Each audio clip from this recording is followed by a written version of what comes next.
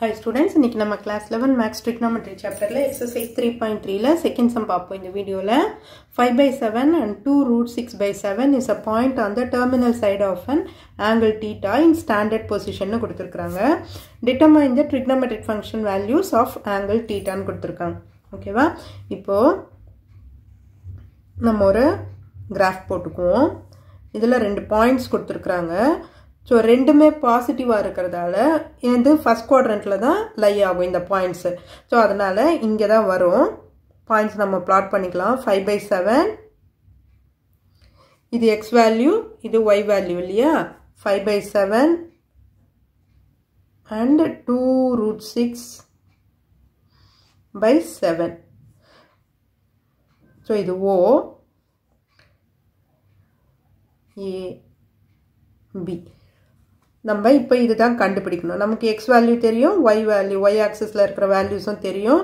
So இப்போ hypotenuse கண்டுபிடிக்கணும். இது r ன்னு எடுத்துக்கிறேன். இப்போ நம்ம இது கண்டுபிடிச்சிட்டோம்னா ஈஸியா சம் கண்டுபிடிச்சலாம். அப்ப r is equal to x square plus y square root of x square plus y square. அப்போ 5/7 the whole square plus 2 root 6/7 the whole square. Root of அப்போ 5/7 னா 25/49 plus இது root 6 ஸ்கொயர் பண்ணோம்னா 6, இது வந்து 4 ன்னு வரும். 6 4s are 24/49. இப்போ என்னாகும், இது ரெண்டு கீழே டினாமினேட்டர் சேமா இருக்கிறதால அப்படியே ஆட் பண்ணிடுவோம். அப்போ 49/49 ன்னு வரும். is equal to root 1 ன்னு வரும். which is equal to 1. So hypotenuse நம்ம கண்டுபிடிச்சிட்டோம். 1 ன்னு தெரிஞ்சிச்சு. r is equal to 1. இப்போ நம்ம trigonometric ratios கண்டுபிடிக்க வேண்டியதுதான். எல்லாமே வந்து ஃபர்ஸ்ட் குவாட்ரண்ட்ல இருக்கிறதால எல்லா வேல்யூஸும் வந்து பாசிட்டிவ்ல தான் இருக்கும் நமக்கு. சோ அப்போ இத ஈஸியா போட்டுடலாம் நம்ம. இப்போ sin theta is equal to, இதெல்லாம் சின்ன கிளாஸ்லயே படிச்சிருப்பீங்க, opposite by hypotenuse. opposite என்னது? இது இங்க theta, இது opposite by hypotenuse. opposite என்னது? இது வந்து 5/7, இது 2 root 6/7.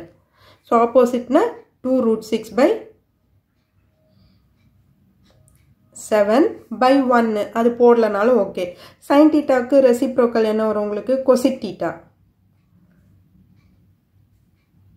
cosec theta is equal to, இத ரெசிப்ரோக்கல் பண்ணி போடணும் இல்லையா? அப்ப 7/2 root 6. அடுத்தது cos theta. cos theta is equal to adjacent by hypotenuse. அப்போ 5/7/1 ன்னா போட தேவையில்லாது. அதே மாதிரி இங்க sec theta. sec theta is equal to, இத ரெசிப்ரோக்கல் பண்ணி போடுங்க. 7/5. அடுத்தது tan theta. tan theta is equal to opposite by adjacent. opposite என்னது? 2 root 6/7 by adjacent ன்னும்போது அதுவும் ஃபிராக்ஷன்ல இருக்கு. சோ ரெசிப்ரோக்கல்ல போகும். 7/5 ன்னு ஆகும். சோ 7 7 கேன்சல் ஆயிடுச்சுனா 2 root 6/5. இது tan theta. சோ அப்ப cot theta இதோட ரெசிப்ரோக்கல் இல்லையா? So cot theta is equal to 5/2 root 6.